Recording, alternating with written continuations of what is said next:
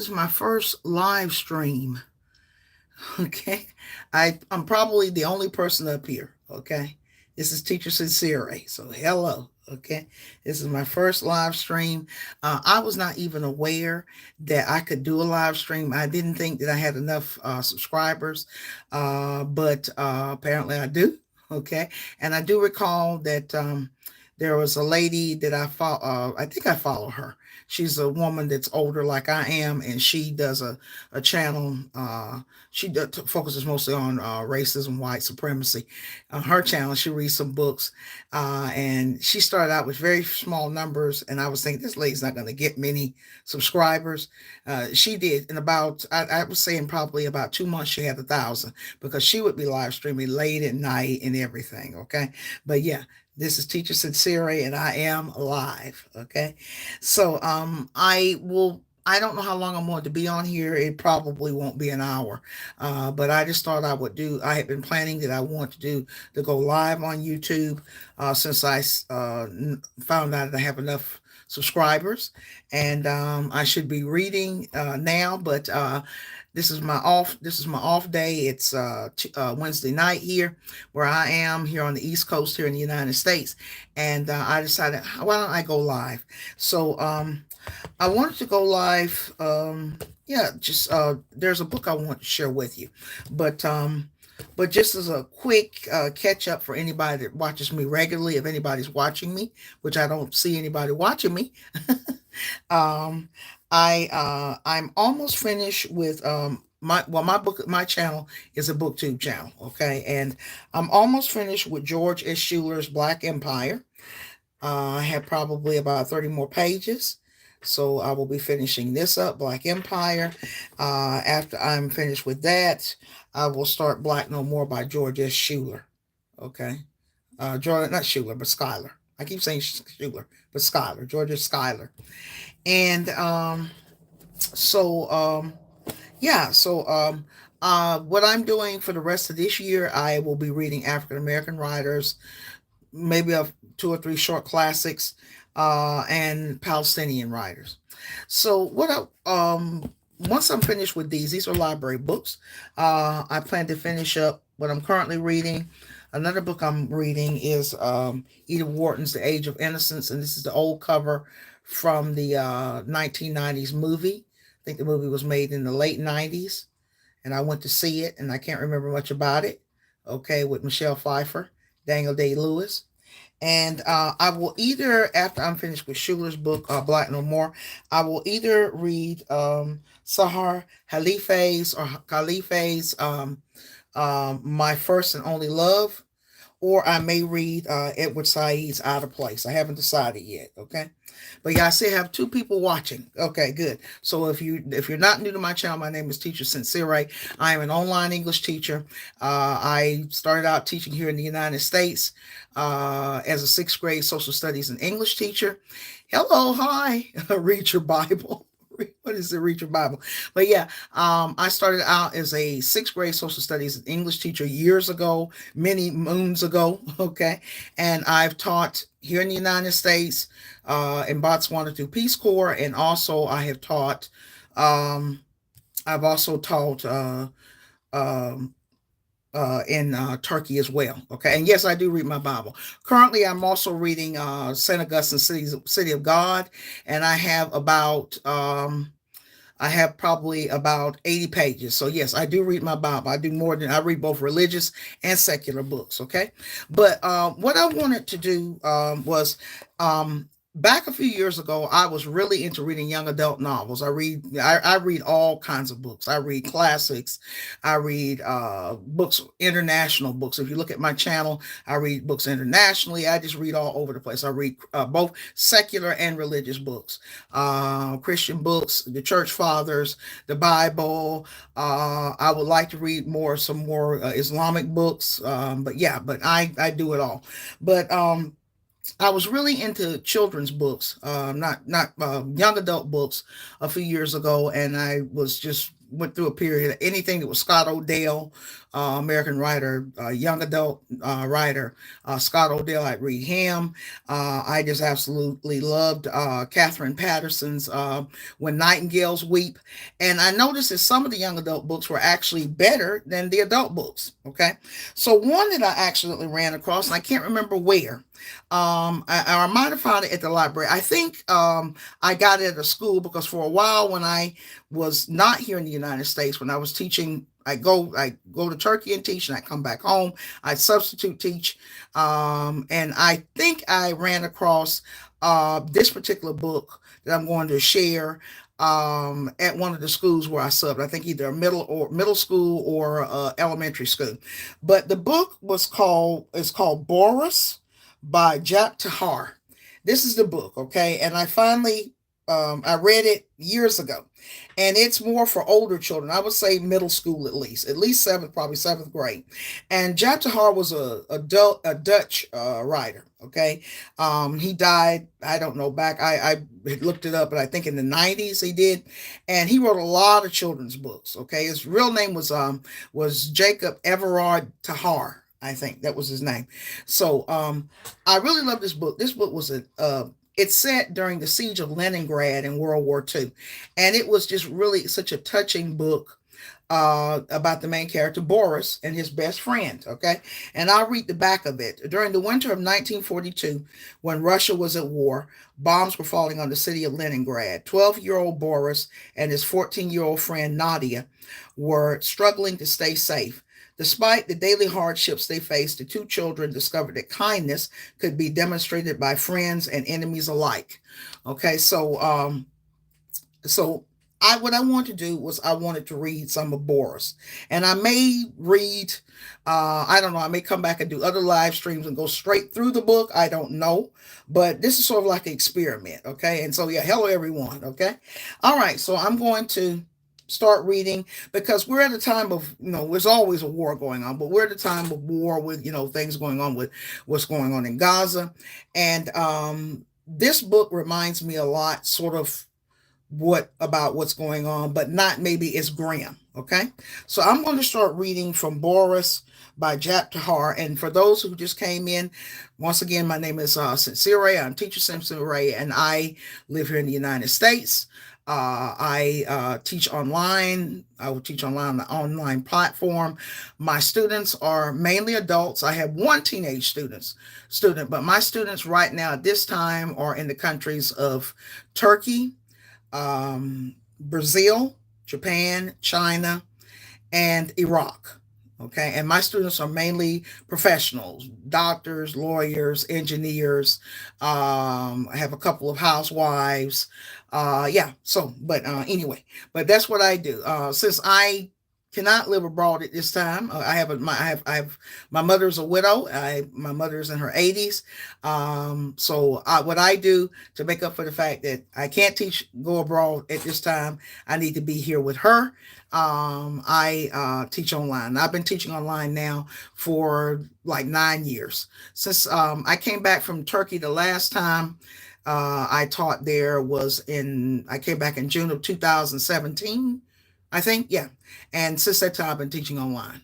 So, but I want to be Boris because I'm a very anti-war person.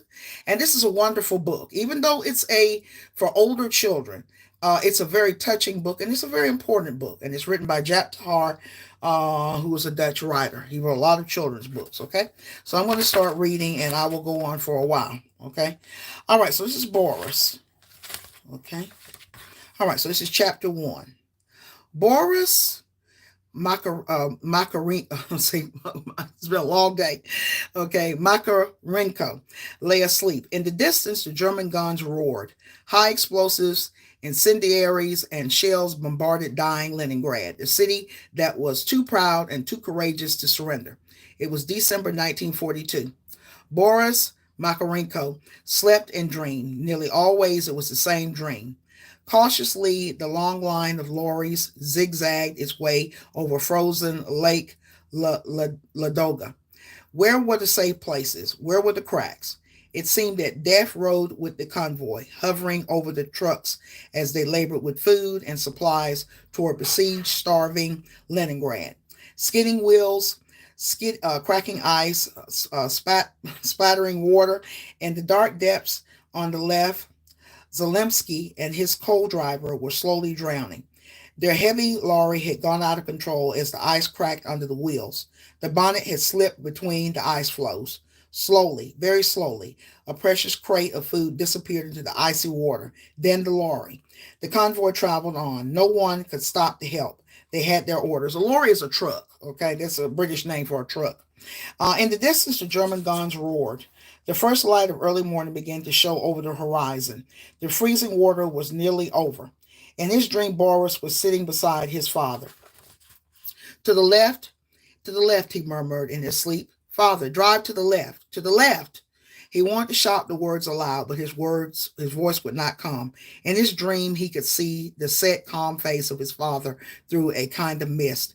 His father peered through the frozen windscreen at the ice, at the track of the lorries twisting through the snow. He turned the steering, not to the left, but to the right. Suddenly, a black speck appeared in the cloudy sky. There was a horrible roar, and a single fighter plane dived down. Machine guns began to rattle. The ice shattered into stars, and the water foamed as the first bombs exploded. Father tried to stop a skid and turned the wheel further to the right. Behind their lorry lurched Ivanov's. The ice broke. Next came Pavlichko with a cracked windscreen, or his windshield. They said windscreen, but it's windshield. His lorry disappeared through the ice, the hole in the ice. Lorry, men, and food was lost in the depths of the lake. Sobbing in his sleep, Boris turned his head here and there on the pillow, trying to escape from the dream. He muttered to himself and gripped the blankets with both hands. Like maddened elephants, now the lorry swerved crazily over the ice, trying to avoid the bullets and shells. With skidding wheels, his father's lorry reeled over the white flatness. Did he see that huge dark patch where the ice had begun to melt? To the left, drive to the left. But again, his father made for the right. The distance on the dark patch grew less and less. Now it was only 40 yards away, now 30, now 20. There was a ridge on the ice, a last frail wall of snow. It was only a few yards away. The crashing of ice was even louder than the roar of the engine. The front wheels skidded through the layer of snow. The lorry stopped for a moment. Then the back wheels went. With a crash, the load of boxes and sacks of supplies fell among the breaking ice. Dark water covered the snow. The engine sputtered. Slowly, very slowly, the lorry sank between the ice floes into the icy cold water, deeper and still deeper. Boris woke with a start. Again, he had been dreaming about the convoy in which his father had lost his life. It was so vivid that he could not believe it was only a dream. What happened daily in besieged Leningrad was like 1,000 nightmares at once. The German soldiers surrounded the city. They were determined either to starve out the people or flatten the city. Every day, more than 300 bombs and shells were hurled at it. Boris might well have dreamed of the hundreds of people who each week died in the streets of hunger and exhaustion, of the soldiers who time and again crawled back, wounded from the fighting lines around the city, of the streets and houses that collapsed in flames, of the women who went crying among the ruins as they looked in vain for their children. Leningrad indeed seemed a dying city. There was no longer any running water, gas, or electricity, or any public transport. The whole city was disrupted. For the most part, people showed astounding patience and courage, though some behaved like animals, forgetting all decency in the terrible struggle for life. Boris could have dreamed about the overwhelming hunger, about the women and children who stood in queues in more than 20 degrees of frost to get a jug of watery soup or a piece of bread. And hundreds of houses lay the dying and the dead, but all fear and sorrow were forgotten in the daily business of living. Suffering was inevitable in war. It had to be lived through because life just had to go on. The lorries of Boris's dreams seemed much more real to him than what was happening around him, simply because his father had been a driver in the convoy. When the wide lake of Ladoga froze, Lorries with essential medical supplies, food, and ammunitions would travel across it. People could then manage to slip through the German lines and so relieve at last a part of the abominable want in Leningrad. In this imagination, Boris had driven with his father dozens of times. He knew only too well how the men sat in the driving cabins and how the heavy trucks inched their way over the white, treacherous ice. He knew how the drivers were tormented by fear and how unlimited was their courage.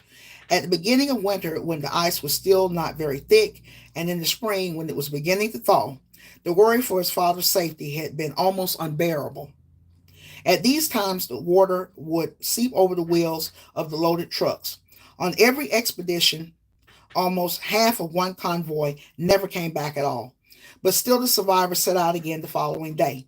Each lorry that managed to make the journey would save the lives of many people. Each lorry that was lured by death into the lake took with it the lives of an unknown number of men, women, and children in the city. Boris often had nightmares about the lorries. Each time his father's lorry veered in the wrong direction, then disappeared into the depths, and Boris would wake up, clammy with sweat, for minutes afterwards, still held in the grip of the terrible dream. Its horror would sometimes haunt him through the day. His mother's bed creaked. She raised herself up on her pillow. "Boris, are you awake?" Boris opened his eyes. In the faint early light, he saw the familiar room, the planks that his father had nailed over the window after the panes had been shattered during an air raid. The stove in the corner where there was snow, no fire burning, his mother's bed, the lamp hanging crookedly from the ceiling, the cracks in the walls. Boris flung off the blankets. It was icy cold in the room. As quickly as he could, he pulled on his clothes and thrust his feet into his shoes. Then he went over to his mother's bed. "You had better go to the canteen right away." Boris nodded. In the distance, the guns still roared. He looked at his mother. He decided not to ask her how she felt. She would only answer that she felt much better and that she had had a good night's sleep, as if he were still a child that didn't know better. In her feverish eyes, Boris could see anxiety and fear as well as illness.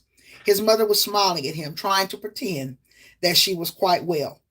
Boris smiled in return. He too pretended all was well just because he was no longer a child.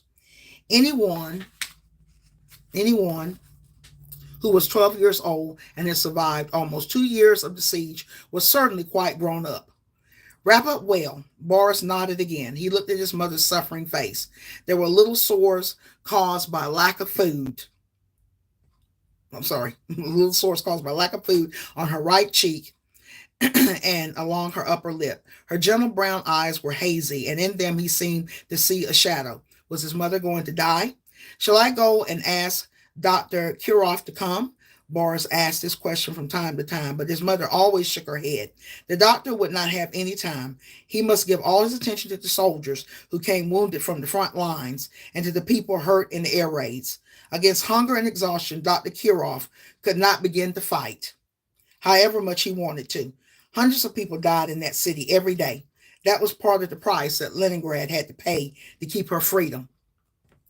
"There's something else that I want you to do for me," said his mother. With a hint of a smile, she put out her hand and pulled Boris towards her.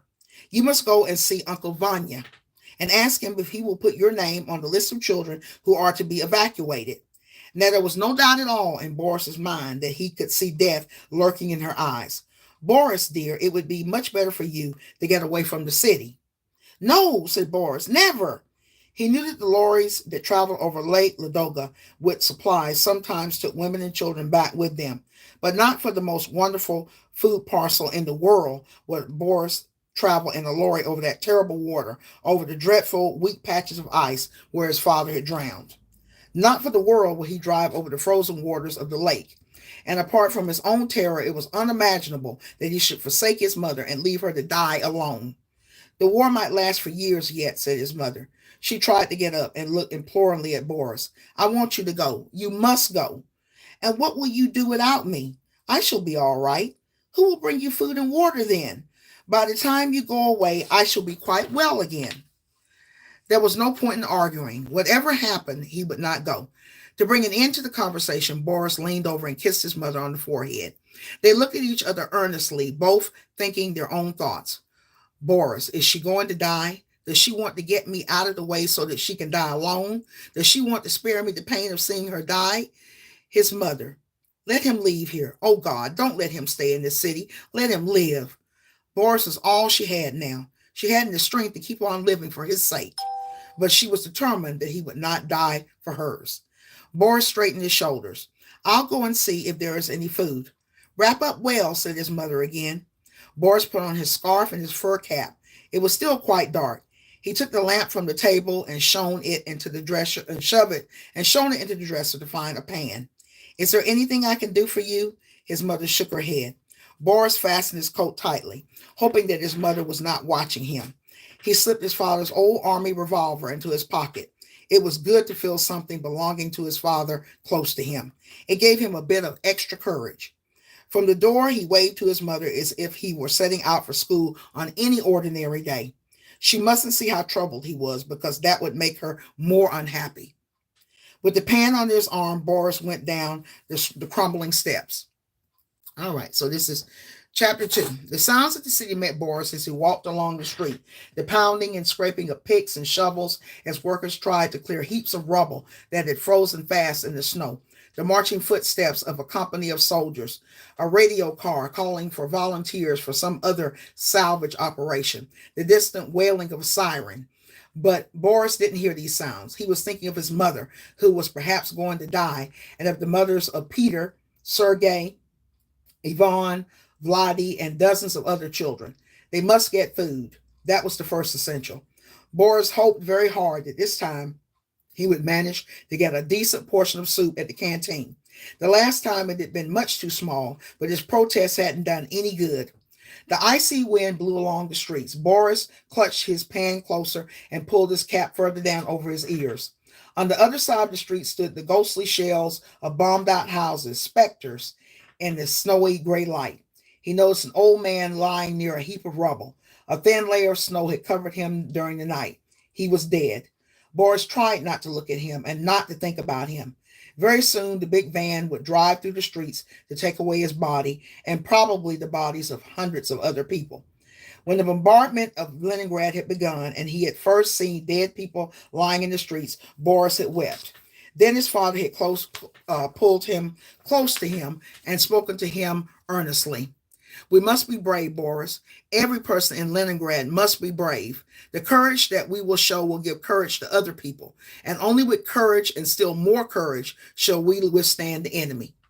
Father had wiped away Boris's tears, and since then he had never cried again. Of course, he had been afraid, and sometimes he felt very sad. Sometimes he had been bewildered and horrified by the terrible things that he saw happening in the city.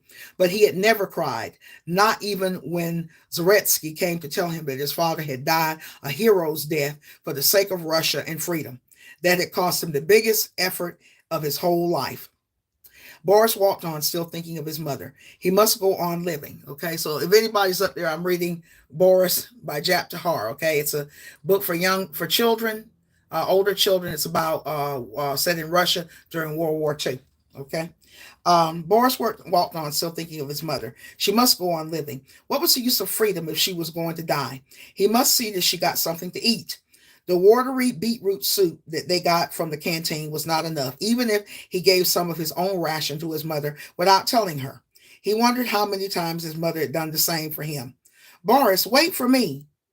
Boris, wait for me. Boris looked around. It was Nadia running after him. She was wearing her brother's shoes, and they were far too big for her. Her breath came white over the woolen scarf that she had wrapped round her neck up to her nose. Boris was delighted to see her.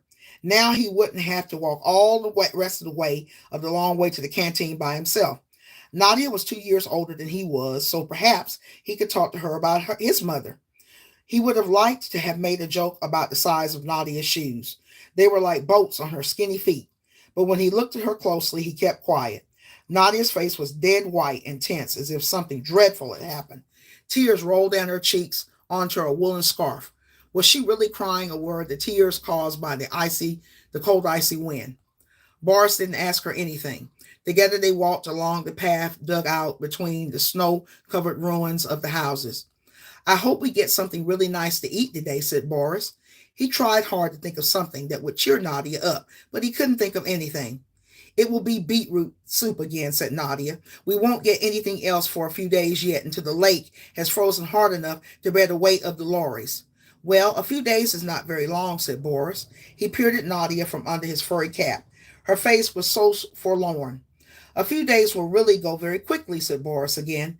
It had better freeze hard, said Nadia. If there is a thaw, we shall have to wait much longer. They turned the corner and came to the square where the statue stood buried under piles of sandbags. Then they walked along a narrow street where all the windows had been boarded up with thick planks of wood. Again, Boris looked at Nadia. She looked as sad or even sadder than before. This was certainly no time to make any jokes about her shoes. Boris had never seen Nadia look anything but happy before. She could always think of funny things to say or do and was always making people laugh. Something very dreadful must have happened, but he didn't like to ask her what it was. Boris fingered the revolver in his pocket and he thought of what his father had said. The courage that we show will give courage to other people. Could he say this to Nadia? From a passing radio car came the sound of an announcer giving the latest news of the war. I have one person up. Okay. So yeah, I'm reading what I'm reading. If you're new, I'm reading. Well, somebody's gone. They're gone that quick. I'm reading Jaap the Haar's Boris. Okay. Set in World War II. It's a older children's novel. And here's a picture. It has illustrations in it. Okay. The fight against the Germans was going on in many other places in Russia. Were these people also getting beetroot soup to eat? With a stab of regret, Boris thought of all the food he had refused to eat before the war, just because he didn't like the taste or the look of it. If only he had the chance of it now. His mouth began to water. If only he could have some of that food now, give to his mother.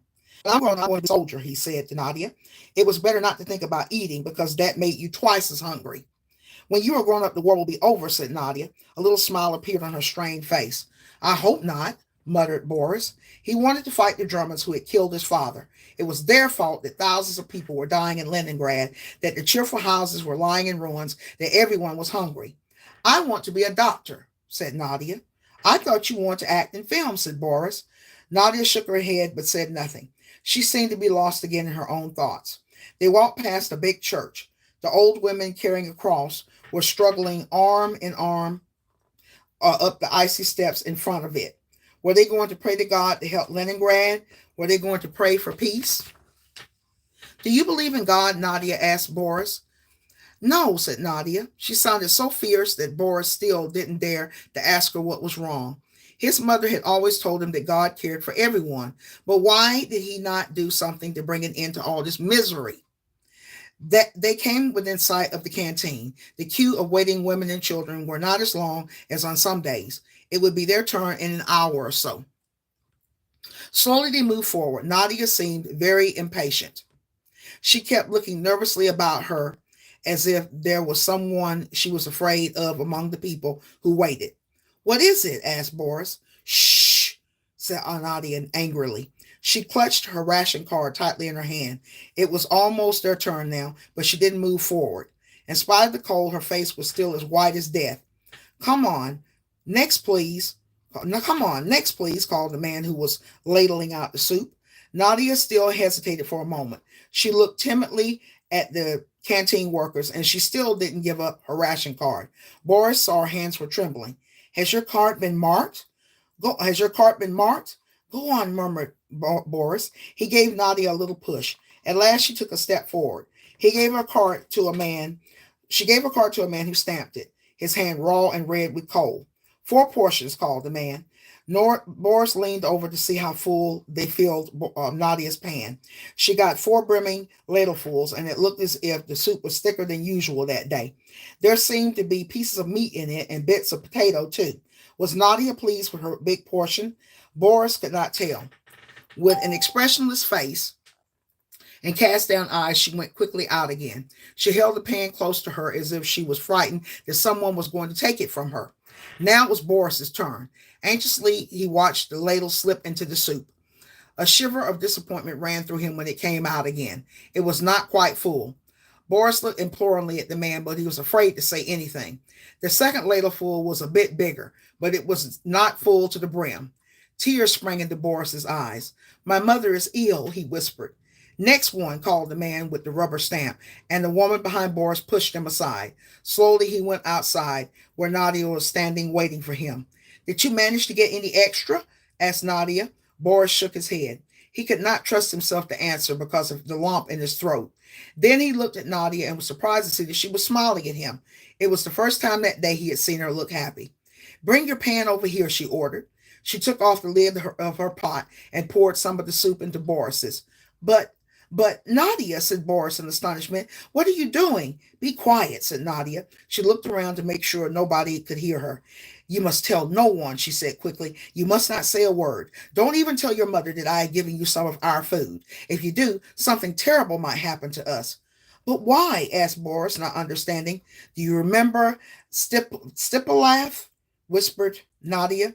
Boris nodded. Stipulav had been one of their neighbors. He had altered the marks in some ration cards, and in a starving city, that was the worst crime that anybody could commit. The fraud had been discovered. Soldiers had come to arrest Stipulav, and he had been shot without further question. I've been cheating too, whispered Nadia. Tears streamed down her white face. Boris, don't tell anyone. Please don't tell a word to anyone. But what have you done? Boris looked at her anxiously. He just could not imagine that Nadia could do anything dishonest. Nadia shook her head. My father died yesterday, she murmured. And when I awoke this morning, Seryoja was dead too. Seryoja was her brother. Suddenly, Boris understood. Now there were only Nadia and her mother, two people, but she had managed to get four portions. Oh, Nadia, said Boris. He didn't even notice that he too was crying as they walked back along the streets. 3. Chapter 3. For a long time they walked on in silence, both lost in their own thoughts. Then when they came to the church, Nadia spoke again. I did it for my mother, Boris. I did it for her. Boris understood why she had done it, but still it was not honest. There were hundreds of hungry mothers, hundreds of starving fathers, hundreds of children desperate for food. In Leningrad, everyone was allotted the same rations. Whenever there was any food in the city, it was divided out as fairly as possible. There was no question about that. Boris sneaked another look at Nadia. She wasn't crying anymore, but her guilty conscience showed clearly on her face. Her crime was so tiny, but so terrible. Boris simply did not know what he should say to her. Her father had died. Seryoja, too, would never awaken again. He wondered if their bodies were still lying in the room where Nadia and her mother had to sleep, or had the big van already taken them away. I've given you some more of my soup, said Nadia softly. They walked on slowly side by side across the square with the statues. Boris shook his head. He was ashamed of himself. Just that evening, he had stood beside his mother's bed. He had prayed for a miracle to happen. Was Nadia's meddling with the ration cards the miracle for which he had hoped? But what if anyone found out? Would they shoot Nadia for her crime? Boris shuddered. Perhaps it would be better if they went together and confessed it all. Are you coming? Asked Nadia. They began to walk through a small park. Nadia stopped at a place where the bushes hid them from passers-by. Take the lid off your soup pan. Boris hesitated and then did as he was told. Careful not to spill a drop, Nadia poured more for soup into it. Boris didn't protest. Now he was an accomplice that he understood only too well, but he too did it for his mother. Promise you won't say a word to anyone, whispered Nadia. I promise, whispered Boris. Nadia smiled. Her face looked less strained as they walked back through the park towards the square. Watch you don't spill your soup, called one of the soldiers on guard beside an anti-aircraft gun. All the men were stamping their feet and slapping their arms together, trying to keep warm. Boris nodded, more to himself than to the soldiers. Of course, he would watch that he didn't spill any of his own or the extra ration, which he had no right to have. It was such a pleasant feeling, in spite of his guilt, to know that in a little while he would be able to give his mother a great big helping. Her bowl would be nearly full, and it was such a lovely thick soup today. He smiled at Nadia. How sad she looked as she thought of her father and brother. Perhaps it was a comfort to her that he was involved in her crime now and could share her guilt. They came to the gate of the park where they had to wait. A convoy of lorries filled with soldiers were rolling past slowly. The soldiers were packed into the trucks. They had rifles on their shoulders. As they passed, they laughed and waved to Boris and Nadia. Boris was sorry he could not wave back, but he had to hold on to his pan with both hands. Were they going to the front to fight against the Germans? Later on, he would be among them. Later, when he was old enough, he would fight alongside them to free Leningrad. Suddenly, right behind them, a siren screamed. Boris jumped with fright. His pan bumped against Nadia's side, and some of the soup spilled on the ground. In silent rage, Boris looked at the pieces of beetroot lying in the snow. From all parts of the city now, the sirens gave out their warning. This way, said Nadia.